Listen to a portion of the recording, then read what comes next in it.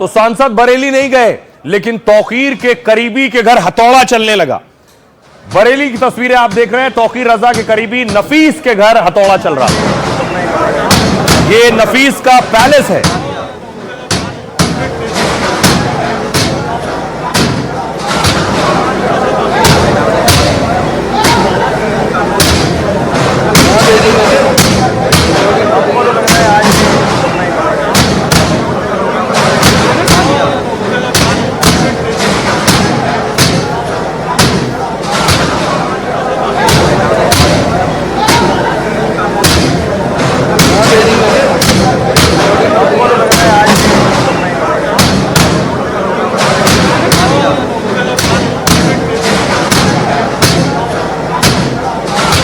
दूसरी तरफ समाजवादी पार्टी के विधानसभा में नेता प्रतिपक्ष माता प्रसाद पांडे भी जाने की जिद पर अड़े थे कि बरेली जाना है। उन्हें हाउस अरेस्ट कर लिया गया, घर पर नजरबंद किया गया।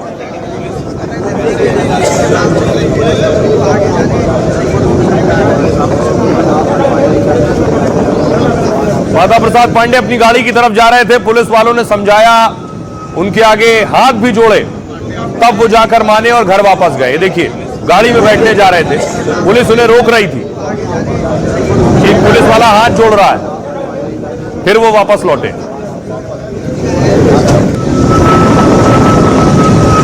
सांसदों को पता था कि बरेली में कुछ बड़ा होने वाला है और बरेली में बुलडोजर पहुंच चुका था और बुलडोजर चलने लगा तौकीर के सबसे करीबी नफीस के पैलेस पर।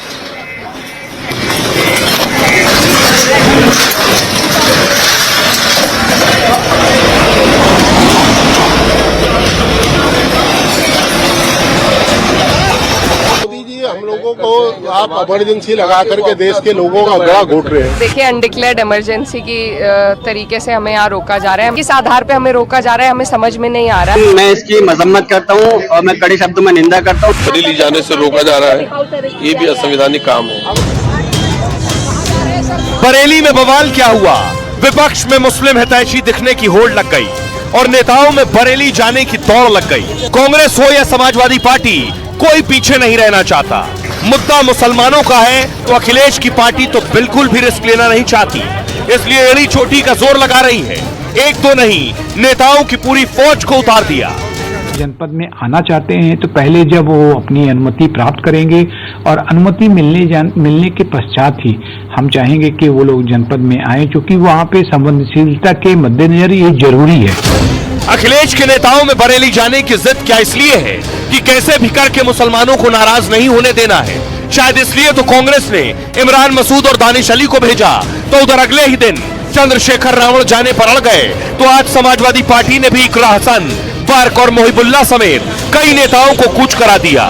मगर बरेली बवाल पर सियासत का रास्ता मंजिल तक न पहुंचा। बरेली में अमन सुकून है, शांति है, ये लोग अशांति फैलाएंगे।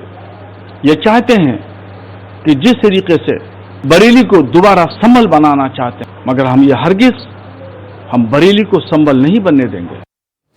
तो मौलाना शहाबुद्दीन कह रहे हैं कि सांसद चले जाते तो वहां माहौल और खराब हो जाता, लेकिन तैयारी क्या थी, क्यों जाना चाहते थे?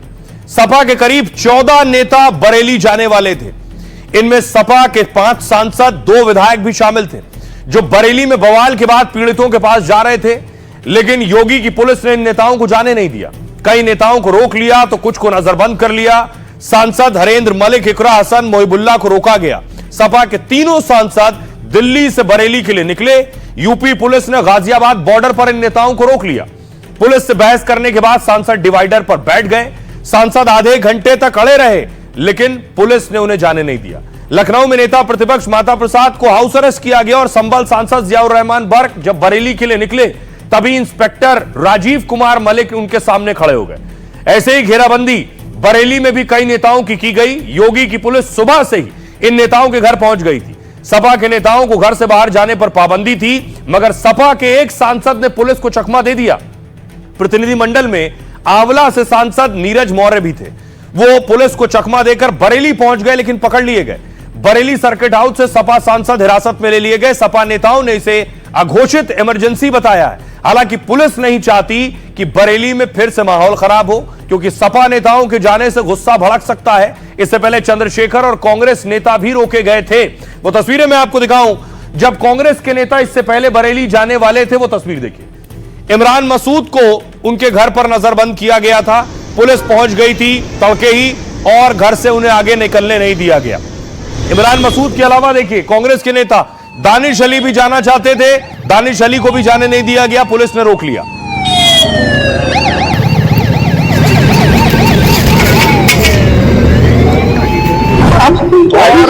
चंद्रशेखर रावण भी जाना चाहते थे। तस्वीर में आपको दिखाऊं, चंद्रशेखर रावण को भी रोक लिया गया, जाने नहीं दिया गया। पुलिस का कड़ा पहरा था, वो भी घर से बाहर कदम नहीं रख सके। तो सपा सांसद जो नहीं जा सके, वो देखिए क्या कह रहे हैं। सबसे पहले इकरा हसन कैराना से सपा की सांसद हैं। वो कह रही हैं यूपी में अघोषित इमरजेंसी जैसे हालात हैं, सरकार डर के कारण हमें रोक रही है। संभल से सपा सांसद जियाउर रहमान बर्क कह रहे हैं जिन लोगों को गिरफ्तार किया उनका दोष क्या है, बेगुनाह लोग जेल में क्यों रहेंगे, सबूत है तो पेश करें। सपा सांसद मुजफ्फरनगर हरेंद्र मलिक कह रहे हैं आप किस कानून के तहत हमें जाने से रोक रहे हैं। नेता विपक्ष कह रहे हैं माता प्रसाद पुलिस ने कानून व्यवस्था की स्थिति बिगाड़ दी है।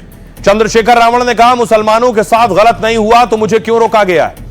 प्रमोद तिवारी कांग्रेस सांसद कह रहे हैं सरकार हर मुद्दे का ध्रुवीकरण करने में लगी है। इमरान मसूद का कहना है मुसलमान पर लाठी डंडा बुलडोजर गोली सब चला रहे हैं। बीजेपी के नेता हैं जम्मू कश्मीर के, इनका नाम है जहां जैब सरवाल। ये कह रहे हैं किसी को धमकाने का योगी को अधिकार नहीं है। जम्मू कश्मीर के मुस्लिम नेता ने इस्तीफे की धमकी दी है। ये बीजेपी के जम्मू कश्मीर के मुस्लिम नेता हैं। आइए अब आपको सुनवाता हूं, सुनिए जरा सियासतदानों को वो क्या कह रहे हैं। अगर वहाँ माहौल खराब करने के लिए नहीं, वहाँ माहौल के स्थिति को जानने के लिए, माहौल को संभालने के लिए जाना चाहते हैं। लोगों के पांव में गोली मार के इनकाउंटर करके इनको अरेस्ट किया जा रहा है। हम इसके सख्त खिलाफ हैं और हम चाहते हैं कि वहाँ पर जाकर के लोगों को पीड़ित परिवारों से मिलकर के एक सही रिपोर्ट बना सके। न प्रदेश से लेना देना, न देश से लेना देना, न समाज से कोई लेना देना है, न सामाजिक समरसता में उनकी कोई निष्ठा भावना है। उनकी भावना सिर्फ वोट बैंक उनका मजबूत कैसे हो, कट्टरपंथा के आधार पर वोट बैंक उनका संरक्षित सुरक्षित रहे, मुस्लिम मतदाता उनके साथ कैसे मजबूती से जुड़ा रहे, इसी के लिए सारे काम कर रहे हैं। और जिस तरीके से हमारे साथ धक्का मुक्की हुई, जैसे हम लोग कोई क्रिमिनल्स हो, हम लोग सभी यूपी के रहतवान हैं, वहाँ के इलेक्टेड रिप्रेजेंटेटिव्स हैं, तो इस तरीके से हमारे साथ पुलिस प्रशासन ने व्यवहार किया। ये ऐसा है कि बरेली का माहौल इन्हीं लोगों ने खराब किया है। बरेली में जिस तरह दंगे करने की कोशिश की गई और पुलिस ने रोक लिया और अब दंगाइयों पर कार्रवाई हो रही है, कार्रवाई होती है तो इन लोगों को दर्द होने लगता है। पूछो लोग रहेंगे नहीं, देखो ये बड़े अफसर हैं यहाँ। आप कब जाएंगे? आप अब जब ये लोग खिसके तब जाएं। किसी विशेष समुदाय मुस्लिम कम्युनिटी को निशाना बनाना नहीं है होना चाहिए, बल्कि इस बात की शपथ ली जाती है कि हम देश की एकता अखंडता के लिए सच्ची श्रद्धा से काम करेंगे। लेकिन सरकार अपने उस हलफ से, उस शपथ से पीछे हट रही है। मैं समाजवादी पार्टी के तमाम नेताओं को बता देना चाहता हूं कि हम बरेली को संभल बनने नहीं देंगे और पुलिस और प्रशासन को भी चाहिए कि बाहर के लोगों को यहां पर आने से रोके ताकि बरेली की शांति और अमन भाईचारा को खतरा न लाहिक हो। ये लोग आएंगे, बरेली में अमन सुकून है, शांति है, ये लोग अशांति फैलाएंगे। बरेली में देखिए लगातार कार्रवाई हो रही है। आज भी कार्रवाई हुई, एक बड़े शख्स को गिरफ्तार किया गया है। आज बरेली पुलिस ने 2000 से ज्यादा सीसीटीवी खंगाल डाले। बवाल में अब तक 83 लोगों को गिरफ्तार कर लिया है। सिर तन से जुदा के नारे लगाने वाला भी पकड़ लिया गया है। योगी की पुलिस ने फैजान सकलेनी को गिरफ्तार किया है। तौकीर रजा का वीडियो वायरल करने वाला भी अरेस्ट हुआ है। पुलिस ने भड़काने वाले मुनीर इदरीस को दबोच लिया है, लेकिन 10 एफआईआर में 2000 से ज्यादा आरोपी बनाए गए। ऐसे में तौकीर के करीबियों और समर्थकों की तलाश तेज है। ऐसे 350 आरोपियों के मोबाइल नंबर सर्विलांस पर हैं। मोबाइल के जरिए आरोपियों की लोकेशन पता की जा रही है ताकि ये कहां हैं, कहां गए, कहां छिपे, इसकी जानकारी मिल सके। साथ ही भड़काऊ पोस्ट करने वालों भी पुलिस के रडार पर है। Cyber team 117 social media account की जांच कर रही है। पुलिस के मुताबिक तौकीर की पार्टी वाले बवाल में शामिल थे।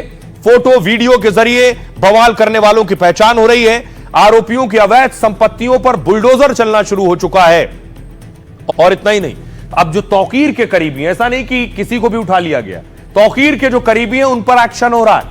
ये आप देख रहे हैं, ये तौकीर रजा के साथ जिन्हें आप देख रहे हैं, इनका नाम है नफीस। नफीस तौकीर के बहुत करीबी हैं। अगली तस्वीर देखिए जरा, नफीस वही है जो कह रहे थे हाथ काट दूंगा। इनका वीडियो सामने आया था, सुनिए। अरे मैंने इस बच्चों को गाड़ी बच गई यार, मैंने कहा अगर कागज दिया हाथ काट लूंगा, मैंने कहा अगर कागज दिया हाथ काट लूंगा, मैंने कहा अगर कागज दिया हाथ काट लूंगा, मस्जिद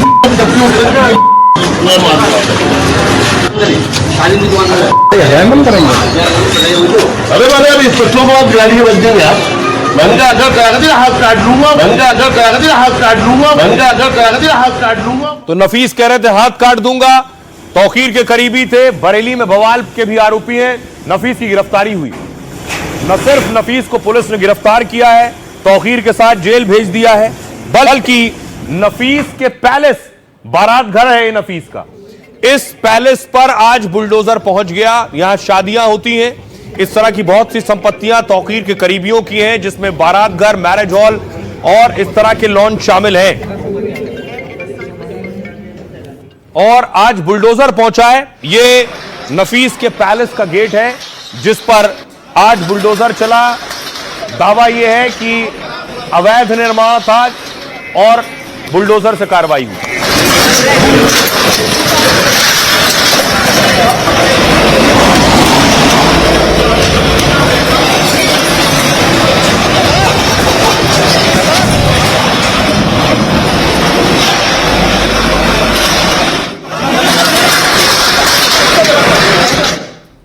और नफीस पर आखिर क्यों बुलडोजर चला आपको बताऊं और कैसे एक्शन हुआ। ये बरेली में आज 2 जगहों पर बुलडोजर गरजा है।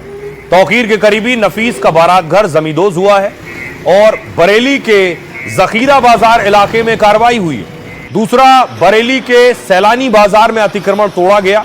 हालांकि इस कार्रवाई का सीधा बवाल से कनेक्शन नहीं है, लेकिन इस इलाके में ज्यादातर मुसलमानों की दुकानें हैं। किला थाना के जखीरा बाजार में नफीस का बारात घर था। बुलडोजर ने नफीस खान की अवैध संपत्तियां धराशायी की। मौलाना तौकीर रजा का करीबी और राजदार है नफीस, जो तौकीर रजा के बाद गिरफ्तार करके जेल भेजा गया। नफीस और उसके बेटे फरहान पर भड़काने का आरोप है। दोनों ने सोशल मीडिया के जरिए भड़काकर भीड़ जुटाई। इतना ही नहीं, प्रशासन को गुमराह करने का भी आरोप है इस पर। मौलाना तौकीर के बाकी करीबियों पर भी शिकंजा कसा है। आईएमसी के फरत खान का 3 मंजिला मकान सील किया जाएगा। बीडीए बड़े प्लॉट पर बिना अनुमति निर्माण का फरत पर आरोप है। दावा है कि बवाल के बाद फरत के मकान में ही तौकीर रुके थे। दशहरे से पहले 100 वैध संपत्तियां चिन्हित की जा चुकी हैं, जहां सीलिंग के बाद बुलडोजर की कार्रवाई की जा सकती है। इस एक्शन के बाद सुनिए जरा बरेली की पुलिस क्या कह रही है। जो कार्रवाई है ये टोटली इंडिपेंडेंट है और समय समय पर जो अलग अलग एजेंसीज हैं, अलग अलग डिपार्टमेंट्स हैं, उनके द्वारा कार्रवाइयाँ की जाती हैं और जहाँ जहाँ भी पुलिस की आवश्यकता होती है तो बताया जाता है, पुलिस फोर्स मौके पर मौजूद रहती है। हाँ, ये बताया गया है कि एक व्यक्ति जिसका नाम डॉक्टर नफीस खान है, ये प्रॉपर्टी उसकी है और जैसा कि हमें सूचित हुआ था और इसमें पुलिस बल यहाँ पर मौजूद है सुरक्षा दृष्टि से। इसी तरह नफीस के यहां बुलडोजर चल गया, लेकिन बुलडोजर पहुंचा था संभल भी। लेकिन संभल मस्जिद पर जो बुलडोजर चल रहा था, पहुंचा था, उस पर संभल मस्जिद कमेटी के लोग खुद हथौड़ा चलाने लगे। ये मामला कल कोर्ट गया था, मैंने आपको बताया था। कोर्ट में आज इस मामले पर सुनवाई हुई।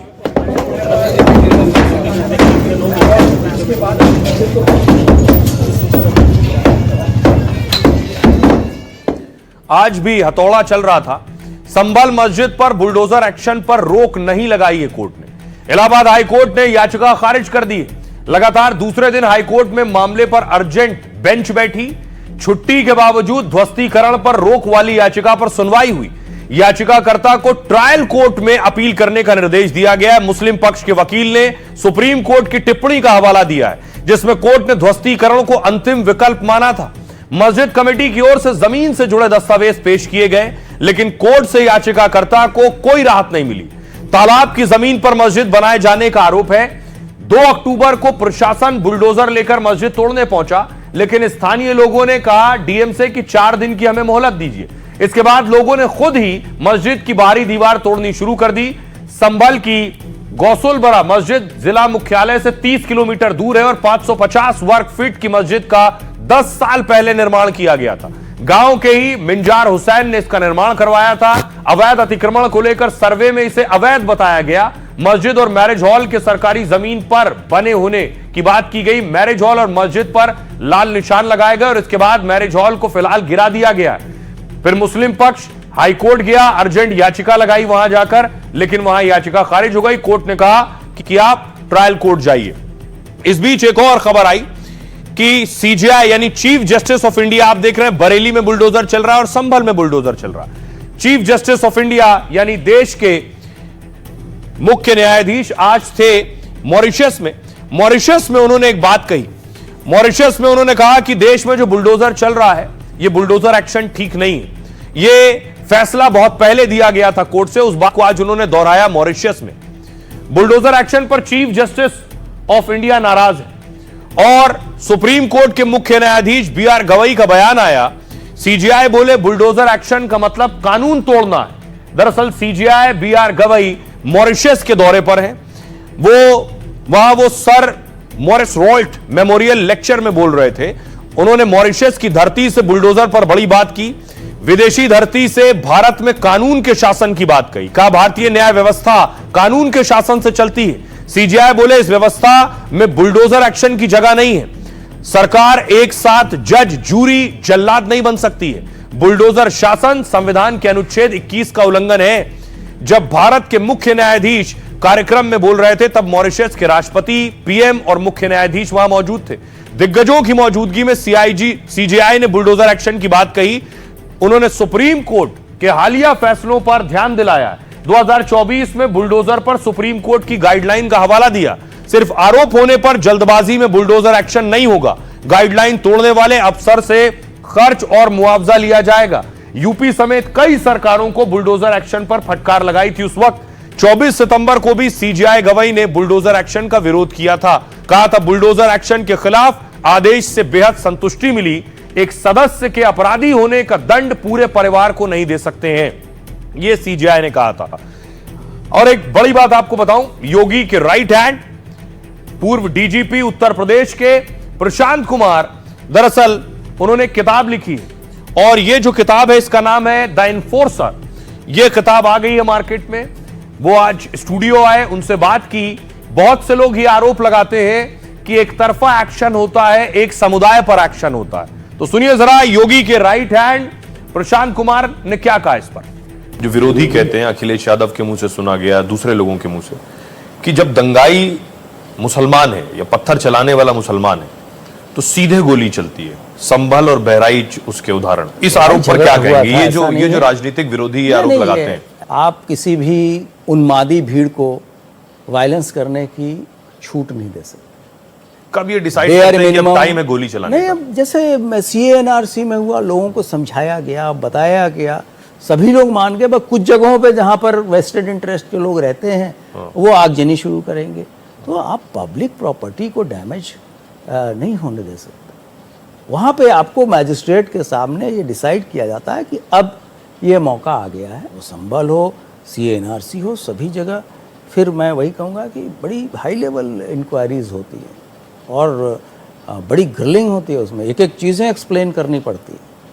ओवैसी कह रहे हैं ज्यादातर मुसलमानों का ही एनकाउंटर होता है, इसे कैसे काउंटर करते हैं? ये थ्योरी पूरी तरीके से फ्लैट, ये आरोप सरासर गलत है।